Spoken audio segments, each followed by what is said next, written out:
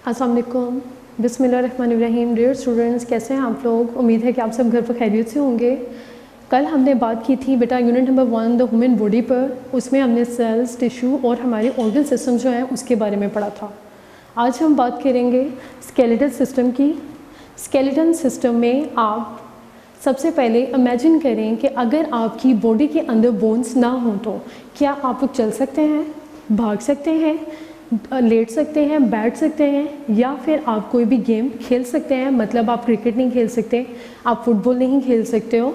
यहाँ पर देखें, ये आपके पास एक स्केलेटन सिस्टम जो है, ये स्केलेटन जो है वो उसकी पड़ी हुई है, आप उसको देख सकते हैं। आप इसमें देखें, अब डेफिनेशन को पहले हम पढ़ते हैं, फिर हमें जो है वो हमारा स्केलेटन सिस्टम जो है वो समझ आएगा।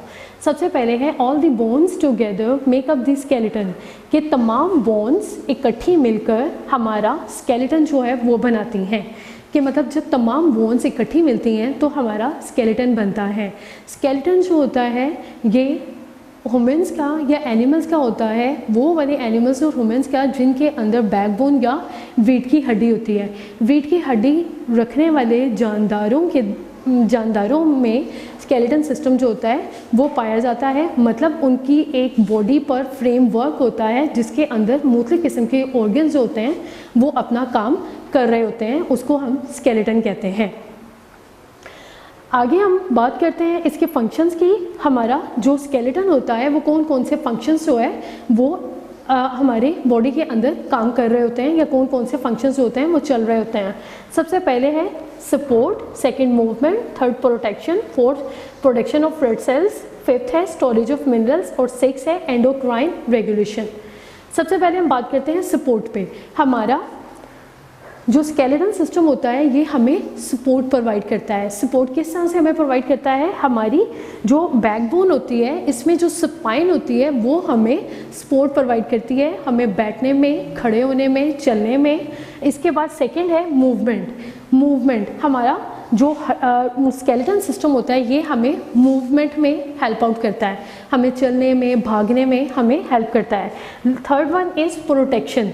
हमारी बॉडी के अंदर कुछ हमारे ऑर्गन्स इतने ज़्यादा नाजुक होते हैं और बहुत ज़्यादा अहम होते हैं जिनकी अल्लाह ताला ने प्रोटेक्शन जो है वो इस स्केलेटन सिस्टम के ज़रिए प्रोवाइड की हुई है हमें। हमारे ब्रेन की प्रोटेक्शन जो है ये हमारी स्कल जो है ये करती है।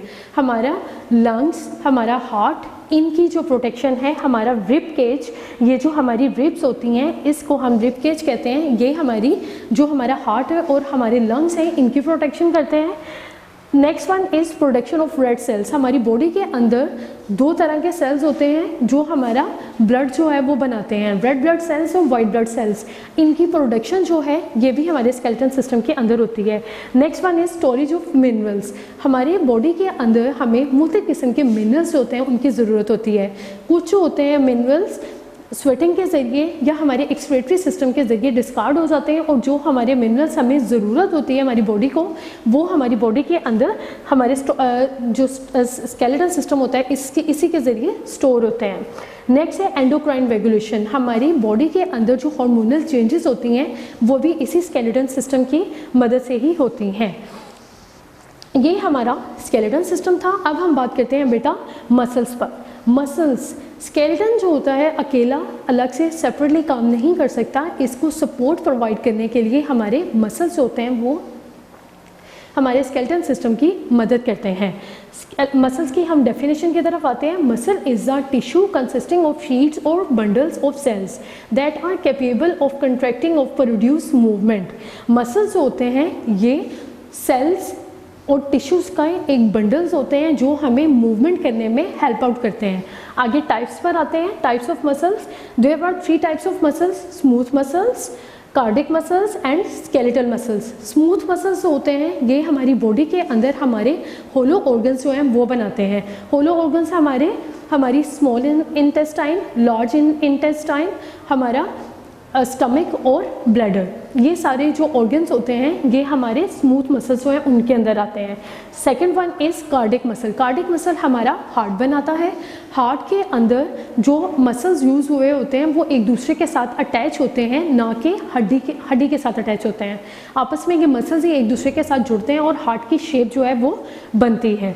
Last one is skeletal muscles. Skeletal muscles जो होते हैं ये हड्डियों के साथ जुड़े हुए होते हैं टेंडन्स के ज़रिए। टेंडन्स होते हैं ये थिक शीट्स ऑफ टिश्यूज़ होती हैं जो हड्डियों को मसल्स के साथ जोड़ती है और हमें मूवमेंट करने में या चलने में मदद देती है। इसके अलावा हमारी बॉडी को स्टेबिलिटी और स्ट्रेंथ जो है प्रोवाइड करती है। नेक्स्ट आगे बेटा आपको ये नज़र आ रहे होंगे इनवॉलेंट्री मसल्स और वॉलेंट्री मसल्स।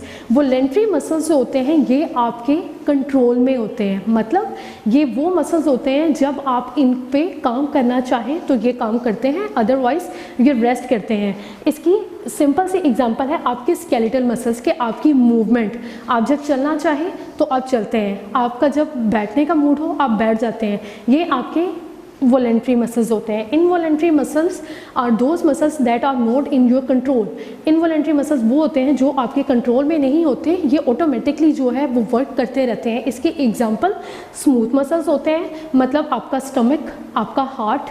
आपने खाना खाया है, आप सो गए हैं, लेकिन आपके स्टमक ने आपके खाने को डाइजेस्ट करना ही करना है, वो अपना काम ऑटोमेटिकली जो है वो करता है। आपका हार्ट ब्लड को जो है वो आपके तमाम बॉडी पार्ट्स जो हैं वो उनके अंदर सप्लाई करता है, ये उसका काम है और कॉन्स्टेंटली जो है ये अपना काम करते रहते हैं। इनको हम इनवॉलेंट्री मसल्स कहते हैं। जी, आज हमने बात की muscles, types of muscles, functions of skeletal system and skeletal system की। उम्मीद है कि आपको सारा जो है वो समझ आ गया होगा लेक्चर। अब इंशाल्लाह नेक्स्ट वीडियो के साथ कल मुलाकात होगी। अल्लाह हाफ़िज़।